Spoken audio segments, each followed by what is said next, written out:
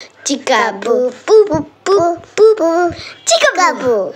Chica boo boo boo boo boo. Chica boo.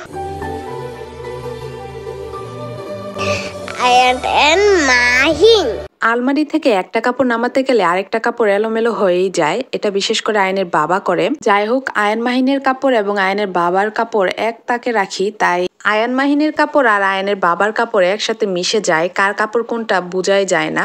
নতুন বছর আসতেছে, তাই আলমারিটাকে নতুন রূপে গুছিয়ে নিব, তাই ভাবলাম আপনাদের সাথেও শেয়ার করি। আলমারিতে শাড়িগুলো রেখে বাকি সব কাপড় আমি নামিয়ে নিয়েছি।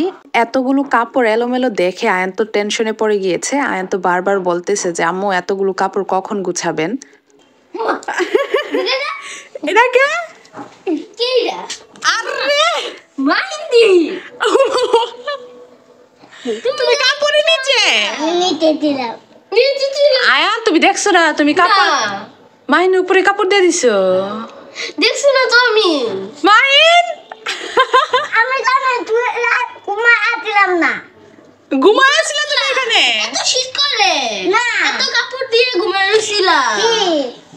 আল্লাহ দেখি তো মাহিন।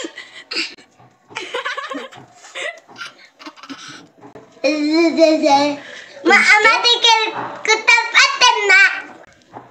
হ্যাঁ, তোমাকে খুঁজে খুঁজে পাই নাই।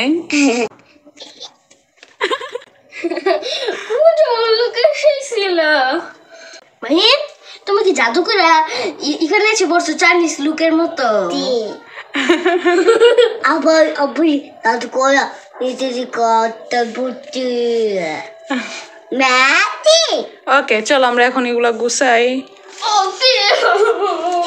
আমি যখন ঘর গুছানোর কাজ করি বা যে কোনো ধরনের কাজ, যে ওরা দুষ্টামি করতে পারবে এমন কাজ হলে ওরা এত খুশি হয়, তার কারণ শুধু একটাই, ওরা অনেক দুষ্টামি করতে পারে। দেখতেই পারতেছেন ওরা কি করতেছে। কাপড়ের অবস্থা একদম 12টা বাজায় ফেলতেছে।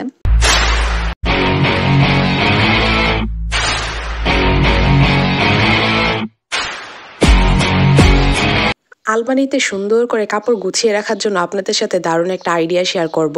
কাপড়গুলো যেন এলোমেলো না হয়ে যায় এবং একজনের কাপড় আরেকজনের কাপড়ের সাথে যেন মিশে না যায়, সেই জন্য আমি এই ব্যাগগুলো কিনেছি।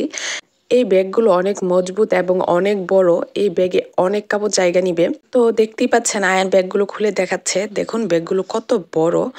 এই ব্যাগগুলোতে কাপড় বেশি রাখা যাবে, আবার ঠিক তেমনি ব্যাগগুলোতে কাপড় রেখে আলমারিতে খুব সুন্দরভাবে সাজিয়েও রাখা যাবে। আর সবচেয়ে বড় কথা, একজনের কাপড়ের সাথে আরেকজনের কাপড় মিশে যাবে না, আর কাপড়গুলো এলোমেলো হলেও ব্যাগের ভিতরেই থাকবে। তো যখন খুশি তখনই একটা ব্যাগ নামিয়ে এক ব্যাগের কাপড় গুছিয়ে নেওয়া যাবে। পুরো আলমারির কাপড় একসাথে নামিয়ে গুছাতে হবে না। আর এদিকে এই তো আয়ান ব্যাগের ভিতরে ঢুকে আমাকে বলছিল চেন লাগিয়ে দেওয়ার জন্য। আমি আবার আয়ানকে টেনে বের করতেছি আর বলতেছি তুমি ব্যাগের ভিতরে শ্বাস ফেলাতে পারবা না, তাড়াতাড়ি বের হও। যাই হোক, এখানে আমি ছোট ব্যাগ নিয়েছি আমার জর্জের 3 পিসগুলো রাখার জন্য। এই ব্যাগগুলো আয়নের বাবা আমাকে এনে দিয়েছে। এই তো এখন হচ্ছে আমি একে একে সব কাপড় গুছিয়ে নিচ্ছি। তবে আজকে আয়ানকেও কাজে লাগিয়ে দিয়েছি। আয়ানকে বলেছি আয়নের কাপড়গুলো গুছানোর জন্য, কিন্তু আয়ান কাজ কম, দুষ্টামি করতেছে বেশি।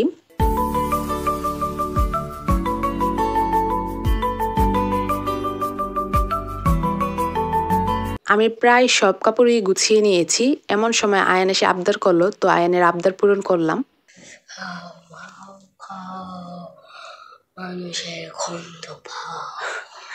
তুমি আগে বলবো না যে আম্মু আমাকে মাহিনের মতো কাপড় দেওয়া ডাইকা দেন? আপনি যদি ধমক দেন এর জন্য বলছি না। আচ্ছা, এখন সব পূরণ হয়েছে? জি। ওকে, যাও আমাকে কাজ করতে দাও। ওকে ওকে।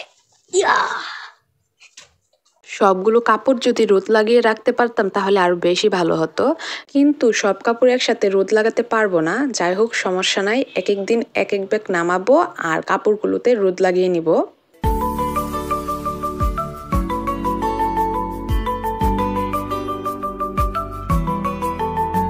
আয়নের বাবার কাপড় আয়নের বাবা কখনোই গুছাতে পারে না। আয়নের বাবা আমাকে বলে তুমি আমাকে কাপড় গুছাতে না দিয়ে রান্না করতে দিও, রান্না করে ফেলবো, কিন্তু কাপড় গুছাতে পারবো না, এমন অবস্থা। যাই হোক, এই তো একে একে সবার কাপড় আমি ব্যাগে ঢুকিয়ে নিয়েছি। এইবার আলমারিতে রাখার পালা। আলমারিতে কাপড়ের ব্যাগগুলো রেখে দিয়েছি। এই হলো ফাইনাল লুক। আমার তো শান্তি লাগতেছে এইটা ভেবে যে একজনের কাপড় আরেকজনের সাথে মিশে যাবে না। আর আলমারিটা দেখতেও এখন আমার কাছে ভালোই লাগতেছে। আপনাদের কাছে আলমারি গুছানোর আইডিয়াটা বা গুছানো কেমন হয়েছে, মানে সব মিলিয়ে কেমন লেগেছে অবশ্যই কমেন্টের মাধ্যমে জানাবেন। আজকে বিদায় নিচ্ছি, আল্লাহ হাফেজ।